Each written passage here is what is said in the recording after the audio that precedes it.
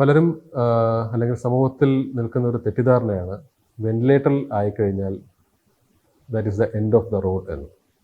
പക്ഷേ അത് പൂർണ്ണമായും ശരിയല്ല. ചില അസുഖങ്ങൾ, ചില സാഹചര്യങ്ങൾ തീർച്ചയായിട്ടും വെന്റിലേറ്ററിൽ പോവുകയും അത് മരണപ്പെടുകയും ചില ആൾക്കാർ അങ്ങനെയുള്ള സാഹചര്യങ്ങളുണ്ട്. എന്ന് വെച്ച് വെന്റിലേറ്ററിൽ പോകുന്ന എല്ലാവരും മരണപ്പെടുമെന്നോ അല്ലെങ്കിൽ അവരിനി തിരിച്ചുവരവ് ഇല്ല എന്നോ അല്ല. കാരണം വെന്റിലേറ്റർ എന്ന് പറയുന്നത് നമ്മുടെ ഒരു ചികിത്സാ രീതി മാത്രമാണ്. തീർച്ചയായിട്ടും ഒരു രോഗി വെന്റിലേറ്ററിലേക്ക് പോകേണ്ട സാഹചര്യം വരികയാണെങ്കിൽ അദ്ദേഹത്തിൻ്റെ അസുഖം അത്രമാത്രം തീവ്രമാണ് എന്നുള്ളതാണ് അത് കാണിക്കുന്നത്. പക്ഷേ തീവ്രതയുണ്ടെങ്കിലും അത് തിരിച്ചു വരാൻ പറ്റാത്ത അല്ലെങ്കിൽ ചികിത്സിച്ച് ഭേദമാക്കാൻ പറ്റാത്ത ഒരു സാഹചര്യമാണ് എന്നുള്ളത് വെറും തെറ്റിദ്ധാരണ മാത്രമാണ്.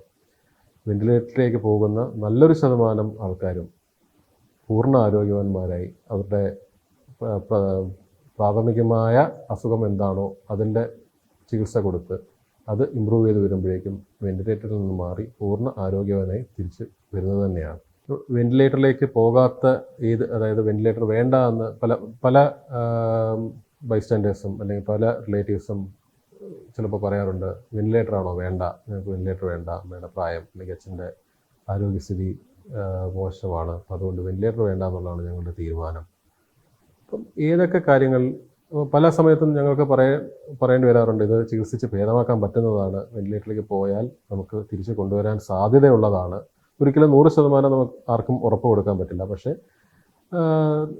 ഈ പലരെയും ചികിത്സിച്ച അനുഭവം വെച്ച് ഇന്ന ഒരാൾ ചികിത്സിച്ച് ഭേദമായി വരാൻ സാധ്യതയുണ്ടോ എന്നുള്ളത് നമുക്ക് പറയാൻ പറ്റും.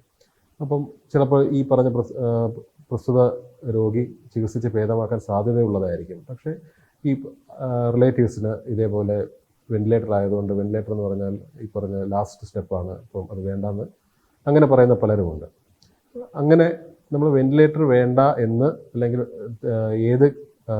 എന്ത് അസുഖത്തിനാണ് നമ്മൾ യൂഷ്വലി അങ്ങനെ ഒരു സ്റ്റെപ്പ് എടുക്കേണ്ടത്? ഒന്ന്, നമുക്ക് ചികിത്സിച്ച് ഭേദമാക്കാൻ പറ്റാത്ത അസുഖം, അതായത് സ്പ്രെഡായ ക്യാൻസറിൻ്റെ ഏർലി സ്റ്റേജസ് അല്ല, വളരെയധികം പല അവയവങ്ങളിലേക്ക് സ്പ്രെഡായ ക്യാൻസർ, അല്ലെങ്കിൽ വളരെ പ്രായം കൂടിയ ആൾക്കാർ, നമുക്ക് ചികിത്സിച്ച് ഭേദമാക്കാൻ പറ്റാത്ത ഒരു അസുഖമാണ് വന്നിരിക്കുന്നത്.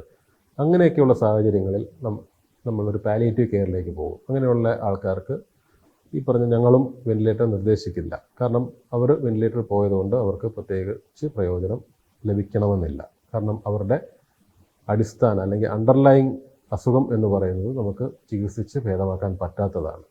അല്ലാതെ ബാക്കിയുള്ള എന്ത് അസുഖമുണ്ടെങ്കിലും എന്ത് വിഷയമാണെങ്കിലും ഒരു ഗുരുതരാവസ്ഥയിൽ എത്തിക്കഴിഞ്ഞാൽ വെന്റിലേറ്ററിൻ്റെ സപ്പോർട്ട് വേണം എന്ന് തോന്നിക്കഴിഞ്ഞാൽ അത് പോകുക തന്നെ വേണം.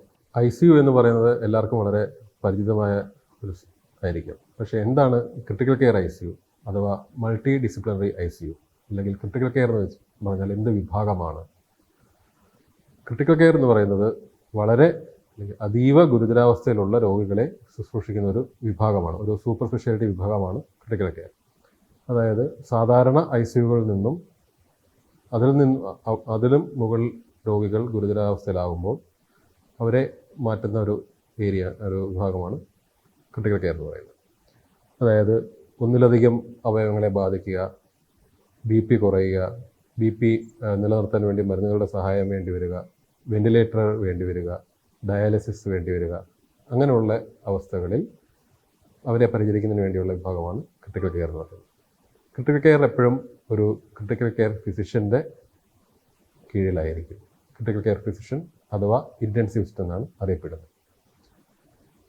അതേപോലെ തന്നെ ക്രിട്ടിക്കൽ കെയർ പരിചരണത്തിൽ പ്രാവീണ്യം നേടിയ നഴ്സുമാർ, റെസ്പിറേറ്ററി തെറാപ്പിസ്റ്റുകൾ, ഫിസിയോതെറാപ്പിസ്റ്റുകൾ, ഡയറ്റീഷ്യൻ, അങ്ങനെ മെഡിക്കലും പാരാമെഡിക്കലുമായ ഒട്ടനവധി വിഭാഗങ്ങളുടെ ഒരു ചേർന്നിണങ്ങിയ പ്രവർത്തനമാണ് ക്രിട്ടിക്കൽ കെയർ വരുന്നത്.